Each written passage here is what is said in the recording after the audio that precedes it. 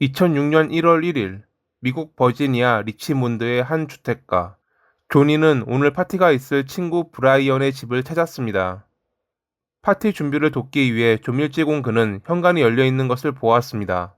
브라이언이 물건을 옮기느라 열어두었다고 생각했죠. 그런데 안으로 들어가 보니 자욱한 연기가 거실에 가득했고 소리쳐 불러보아도 돌아오는 대답은 없었습니다. 그들이 요리 중 깜빡하고 자리를 비웠다고 생각한 그는 일단 밖으로 나와 911에 신고했습니다. 잠시 뒤 도착한 소방대원이 불을 진압하며 안으로 들어갔는데 아무도 없는 줄 알았지만 지하실에서 브라이언, 캐서린, 스텔라, 루비 이렇게 일가족 4명이 사망한 채 발견됩니다.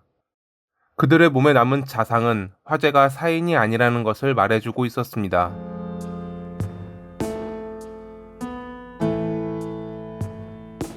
1990년에 결혼한 브라이언과 캐서린은 2001년까지 두 딸을 낳으며 행복한 가정을 이루었습니다. 평소에는 학교에서 일하고 쉬는 날에는 밴드 보컬로 활동했던 브라이언은 지역에서 인기 있는 남성이었고, 캐서린은 지역에서 어린이 장난감 가게를 운영하는 사랑스럽고 활기찬 여성이었다고 합니다. 이제 9살과 4살이 된 스텔라와 루비는 눈에 넣어도 아프지 않은 아이들이었고요. 그랬던 그들이 살해된 채 발견된 것입니다.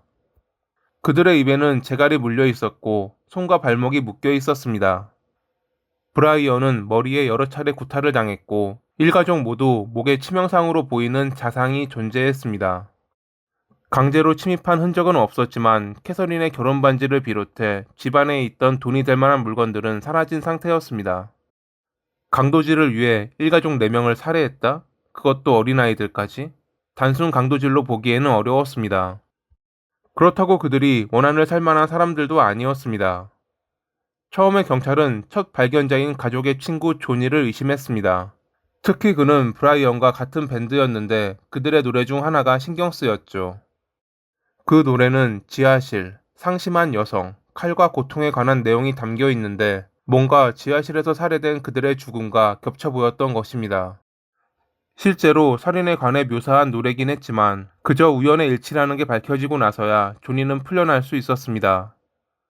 범인에 대한 단서를 찾지 못하자 일단 경찰은 제보를 바라며 사건을 공개했습니다. 그리고 사건 5일 뒤 그들은 정말 중요한 제보를 받게 됐죠.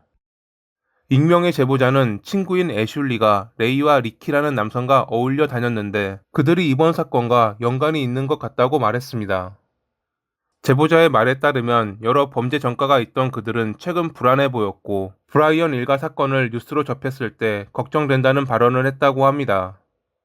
며칠 동안 제보자의 집에서 머물렀던 그들은 어제 다른 곳으로 간다며 떠났는데 이 뒤로 친구인 애슐리가 연락되지 않아 걱정된다는 말에 일단 경찰은 그녀를 찾아보기로 했습니다. 그리고 그녀의 집에 방문했을 때 그들은 얼마 전 보았던 사건 현장이 떠올랐습니다.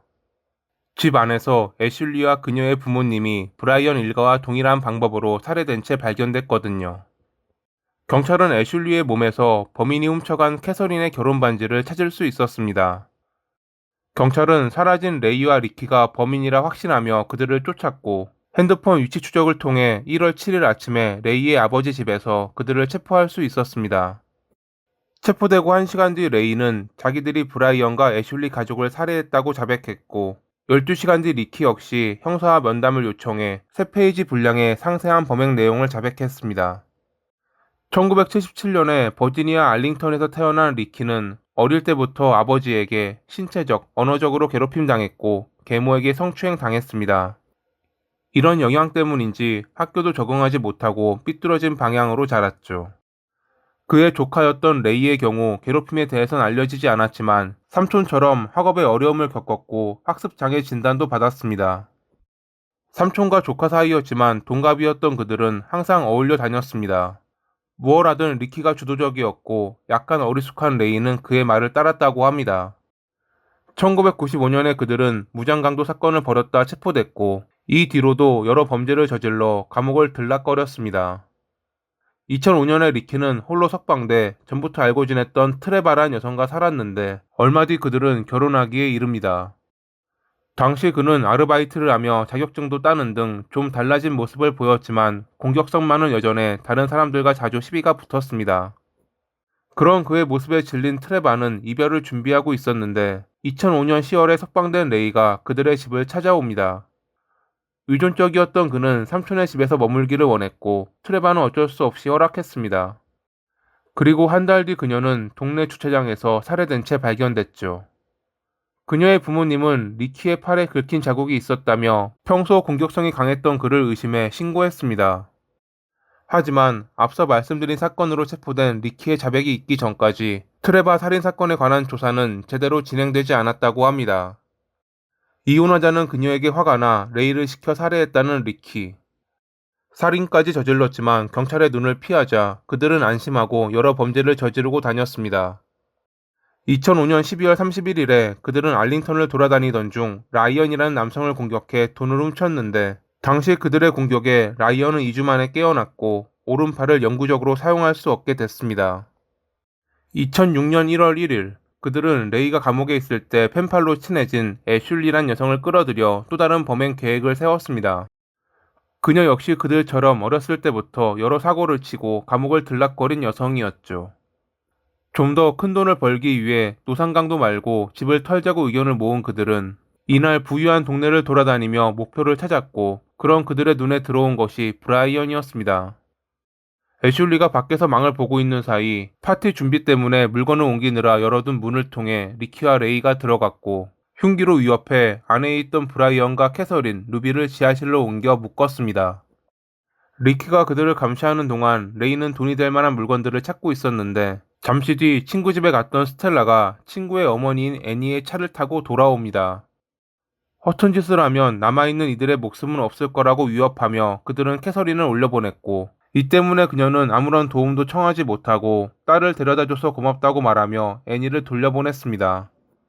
하지만 약속과는 달리 리키와 레이는 그들을 살해했고 와인을 뿌린 뒤 불을 지르고 도망쳤습니다. 범행에 성공하자 애슐리는 자기 집을 다음 목표로 삼자고 말합니다. 개불을 별로 좋아하지 않았던 그녀는 자기 집을 털어 나누자고 제안한 것입니다. 범행이 일어날 때 그녀 역시 피해자인 척 연기하면 자기는 의심받지 않을 거라 생각한 것이죠. 그녀는 그들에게 열쇠를 주었고 한밤중에 침입하기로 입을 맞췄습니다.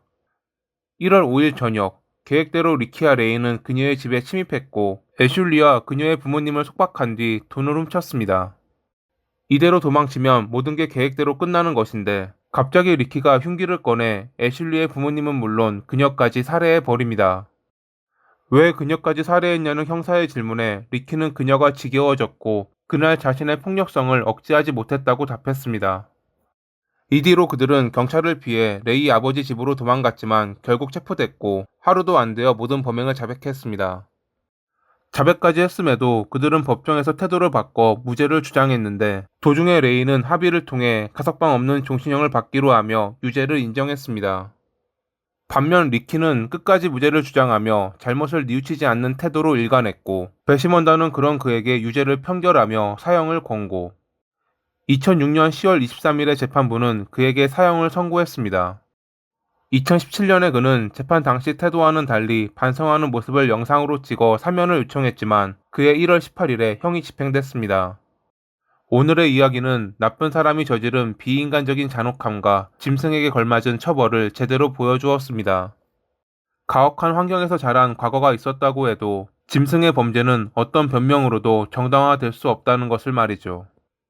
이러한 인간의 탈을 쓴 짐승, 나쁜 사람들이 모두 사라지는 날이 언젠가는 오길 바라며 이만 마칩니다. 오늘도 시청해주셔서 감사합니다.